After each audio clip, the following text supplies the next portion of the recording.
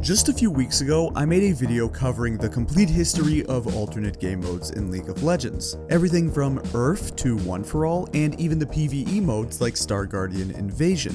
These modes back in the day were some of my favorite memories playing League. However, I left something out. Quite a big one too. You see, Riot's development on these other modes was almost always based on short-term retention. They have outright told us on many occasions that these modes do not hold up very well. Typically, as a community, we are not playing a ton of these games. Day one of a game mode's release might be pretty strong, somewhere in the range of 15 to 30% of total game hours played, but after just a couple of weeks, most of them would drop down to as low as 1 to 5% of game hours. Even something as polished, interesting, unique, and fun, such as the Odyssey PvE mode, apparently was not replayable, with it hardcore crashing towards the end, just the same as something else like Black Market Brawlers, something you might not even remember. This would help explain why some modes were just minor adjustments to the base game, because usually these short-term bursts of entertainment wouldn't be worth their time to try to make something really polished. Take Hunt of the Blood Moon for example. This was the assassin-only mode, which was pretty cool and kind of fun, but really didn't push the boundaries of League's core mechanics. It was basically regular League of Legends, but only with one type of champion class and less overall strategy since there was no laning phase. What's really sad is that we no longer see any new game modes from Riot. The team responsible for all of the other modes is now the team that works on TFT, the auto chess league game that has entirely separate mechanics and structure. TFT is not a League of Legends game mode, it just happens to take place in the League universe. This seems unfair for them to stop trying. It feels like they never really put enough resources into making a killer mode to become permanent. I mean, if we have ARAM, a fun and popular mode that has been active for almost 8 years, why didn't they spend months and even years working on a good mode? Why not go all in to give us something else besides ranked? Well, actually, they did attempt it.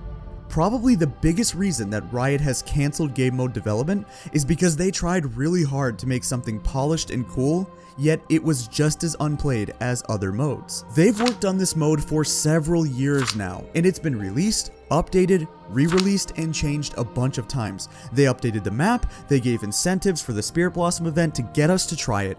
Clearly, people at Riot put their heart and soul into it, and they wanted us to give it a fair chance. And as a community, we did. But we still didn't play it. So, what went wrong with Nexus Blitz?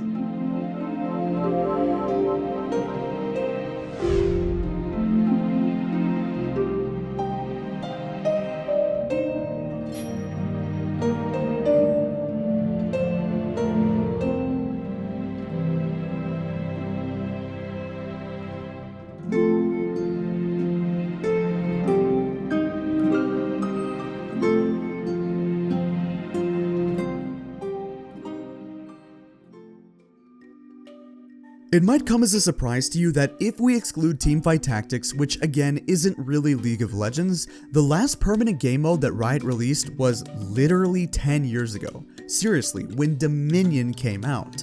It has been that long because technically Riot did not invent ARAM. I go into this a lot more in the History of Game Modes video if you want to check that one out, but ARAM started as a community-run game that players enjoyed, so Riot just helped us to make it official. The last time that Riot Games created their own unique alternate game mode for League of Legends that was meant to be permanent was Dominion, which ultimately was removed in 2016. By removing Dominion, this left a hole in the League of Legends lineup of modes that Riot wanted to fix. And keep in mind, Nexus Blitz would come out for the first time before Twisted Treeline was removed forever as well, so nowadays there's an even bigger void of permanent modes. We don't know the exact amount of time that Riot has put into developing Nexus Blitz, but we can make an educated guess based on a couple of factors. It first became public on July 31st of 2018. This was the public alpha testing period on the PvE, which ran until September. Now, Riot has told us in the past that a game mode like the the Star Guardian Invasion, a proper PvE mode with an okay amount of content and an entirely new experience, took around 4 to 6 months to make. That sounds like a lot of time, but in game development terms, it really isn't at all. And the reason is because the Star Guardian mode, much like all of their other game modes, uses a lot of reused assets. Most of what Riot does in these alternate games is just a bunch of reused meshes and models and designs, which makes sense for them to do if they're not even meant to be permanent. Nexus Blitz came with some unique ideas, and of course they had to figure out massive questions about its structure. How many lanes should we have? Will there be a jungle? Will you be able to pick a role? Should there even be roles? How many champions on each team? Should there be bans? Will there be a laning phase? How long should each game roughly be? That kind of very important stuff had to be figured out. While they were working on it, Nexus Blitz ran under the name Project Slime, which stood for Split Lane Interactive Multiplayer Experience. They knew from the get-go that they wanted to have it be one lane, but split somewhere into two sides.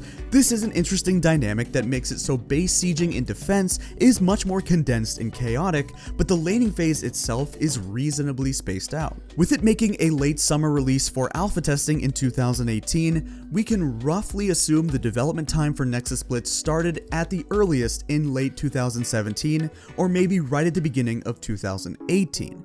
From the beginning, it was their plan and their goal, even though it was experimental, to make it a permanent mode. In a board post written by a Rioter named Michael Chu, he outlined the purpose of Nexus Blitz and what space within the game it was supposed to fill. He said that it should provide fresh, exciting moments alongside a significantly shorter 15-minute time commitment. The mode will feature a more condensed map with a single split lane and a jungle meant for 2 players, very different from the standard Summoner's Rift. Additionally, there should be map-wide events that are meant to encourage teamwork while adding in an element of unpredictability. If your team wins one of these events, you will earn rewards that buff your team and give you a better chance at winning.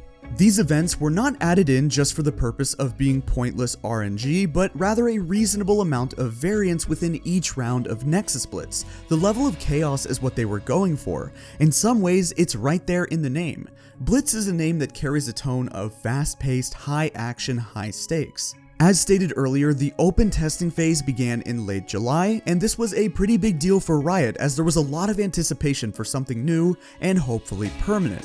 This layout of the map was somewhat similar to the original Twisted Treeline, which worked to their advantage, as the original Twisted Treeline, despite some of its flaws, was far more popular than the reworked one that you're probably more familiar with. This mode came with tons of new items. Old items were making a return, like the ability to buy DFG again, there were minigames, there were 2 junglers, and a whole lot more. It almost seemed like there was no way that this wouldn't be a success. This was going to be the new preferred mode as a secondary option besides Summoner's Rift, and at the very least, if ARAM has 20% of game hours, maybe Nexus Blitz and ARAM will take up about 10 to 15% each. So what was the reception like during the first round of testing? Well, not bad, but also not the best. I remember spamming Nexus Blitz the first days and weeks that it came out. I thought that it was pretty fun, and the fast-paced nature meant that the games were quick and easy to get in and out of, but even on day 1, I think that some cracks began to show for me. The biggest flaw of Nexus Blitz when it was in the first round of testing is that it's a little too confusing and complicated for an alternate mode. I think that the beauty of ARAM and why League players have loved it for so long now is that it's a different experience from regular Summoner's Rift, but not a more confusing one.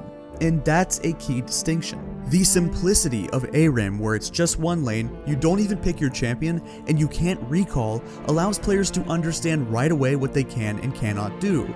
Rarely could anything happen in ARAM that would confuse you. Nexus Blitz, even though it sounds very simple with a smaller map and only one lane that splits, really isn't. There's a lot of things going on here that you need to understand.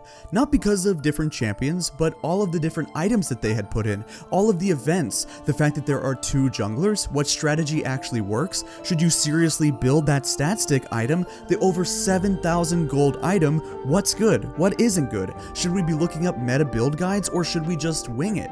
It seemed like some players were willing to take it very seriously, like a ranked Twisted Treeline vibe, and others said, hey man, this is no different than URF or One For All. We just play for fun. This balance of casual versus try-hard Nexus Blitz players is something that we will come back to in just a bit.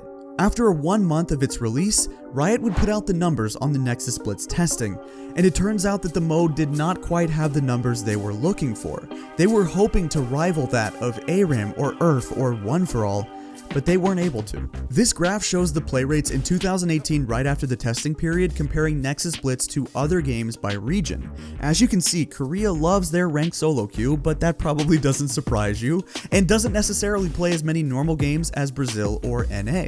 Following along with the competitiveness of the Korean region, you can see that compared to NA and Brazil, they barely played Nexus Blitz. This is alarming considering that it was brand new at the time and had a bunch of novelty surrounding it, yet they still didn't play it. As Riot had planned, the initial testing period would end in September, and they would try to clean up some stuff, making necessary balance changes and adjustments, and then they would try to polish the mode. In much the same way that ARAM does, certain champions on Nexus Blitz have balancing changes. Some champions do more damage on this mode and others do less. One thing that has always been very difficult for Riot is trying to remotely consider how they can balance some of these other modes, since every champion is designed with Summoner's Rift in mind and not necessarily other maps. If you think about a champion like Qiyana or Ornn who interact with walls in some way, on Summoner's Rift, the fact that Qiyana ultimate extends around walls is mostly okay, as she thrives in the jungle choke points with a lot of walls, but can't really get a good ultimate in the middle of the lane. Ornn is kind of the same way. His E is basically useless in the middle lane, but it's an amazing tool in jungle fights. These champions and their abilities first and foremost are thought to be designed for Summoner's Rift. But then there is ARAM. With ARAM having both of its walls so close to each other, Qiyana has a lot of opportunity to get big ultimates because the entire map is basically a choke point. After a few months of polishing and fixes, it would see another release later at the end of the year and on into January of 2019. The player base more or less thought the same. Some players played it and loved it and thought it was cool, and others tried it 1 or 2 times and said, not for me. The question now is why? What is the reason that Nexus Blitz has struggled to keep us interested, where URF and One For All are so much more popular?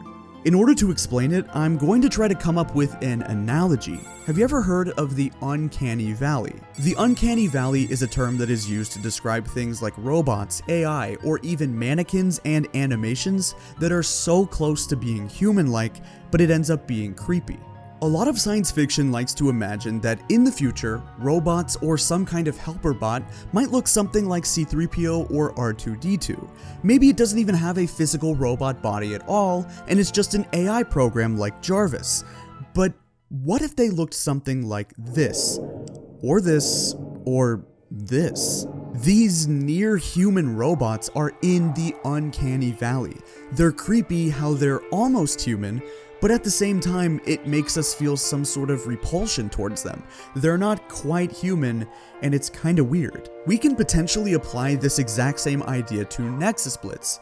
Not that Nexus Blitz is creepy or has anything to do with robotics, but we can change the parameters just a little bit. Instead of the criteria being either near human or looking like R2-D2, which is something that looks nothing like a human being, what if we would swap the ideas to the parameters now being either A, nothing like Summoner's Rift, or B, being everything exactly the same as ranked Summoner's Rift. On the left side, a game mode in this category would be something goofy, weird, super fast paced with games only being just a couple of minutes, having nothing to do with Summoner's Rift whatsoever, and only using a small portion of champions, maybe only one. The best example of a far left side game that I can think of is the Darkstar Thresh game. This game mode only had one champion, no runes or items to build, doesn't have a laning phase, there's no last hitting, it's not even on Summoner's Rift, it doesn't have a jungle or any roles whatsoever, no neutral objectives like Baron or Dragon, doesn't have towers to kill, no mana costs, and even more differences than that.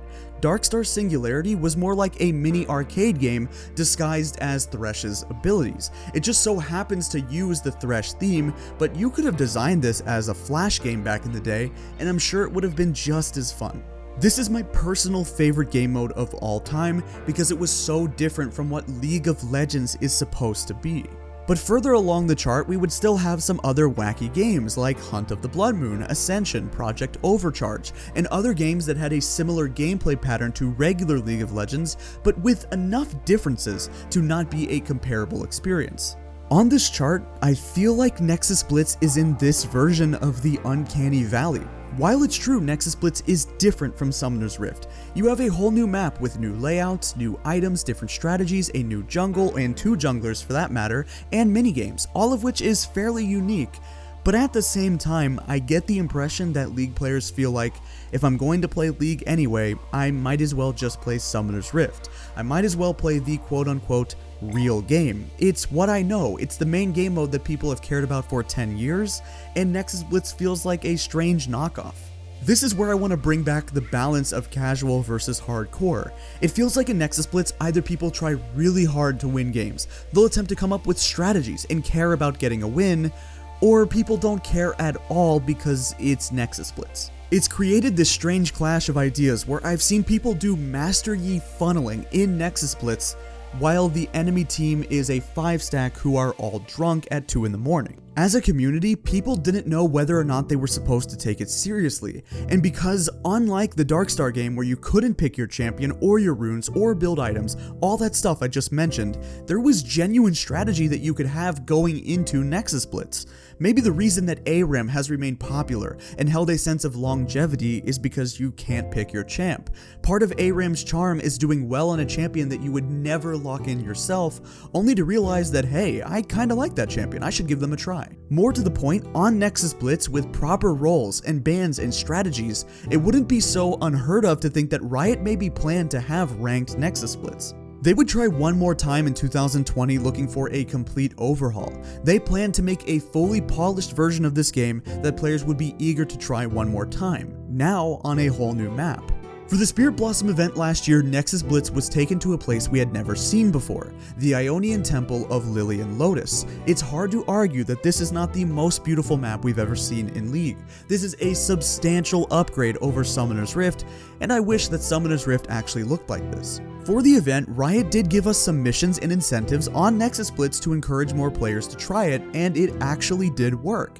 After 1 week, the player hours were looking okay, and it seemed like a step in the right direction. But then near the end, when they turned off the missions, it was right back down to 3 or 5%, which is a huge bummer. Riot most likely feels like they've spent way too much time and far too many resources trying to make Nexus Blitz a success, yet somehow it's just not drawing in the crowd that they've been hoping for. At the time of recording this video, Nexus Blitz is live and available to play right now. Getting to play it again one more time has given me some good fun. I genuinely enjoy the new map, and getting to duo jungle with my friends can be pretty fun, and fighting over the red buff at the top is something that's cool that happens in the early game, and you get to do all the events and all that stuff. I do kind of like that the games physically can't go over 20 minutes because the Nexuses just start walking towards each other, and during this version of Nexus Blitz, there's one key change. There are none of the crazy special items. This is both a good and a bad thing. The good part about this is that the items being the same as Summoner's Rift means you don't have to learn anything new.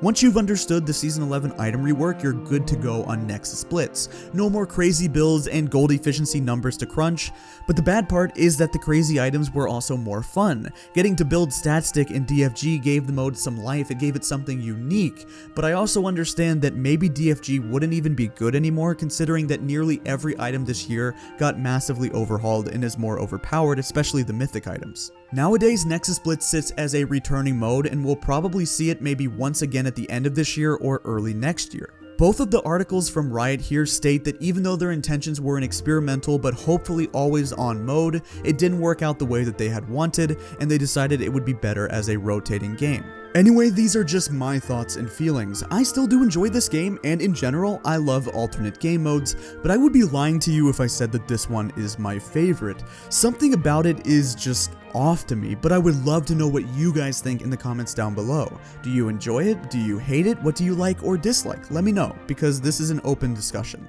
If you enjoyed this video and you enjoy my videos on my channel, please consider supporting me on Patreon. I have video editing tutorials on there, as well as it being the best way to support me directly. This can be tough sometimes as a YouTuber if you're not doing the daily upload spam, so I would really appreciate if you gave it a thought. Anyway, thank you guys so much, and I'll see you next time.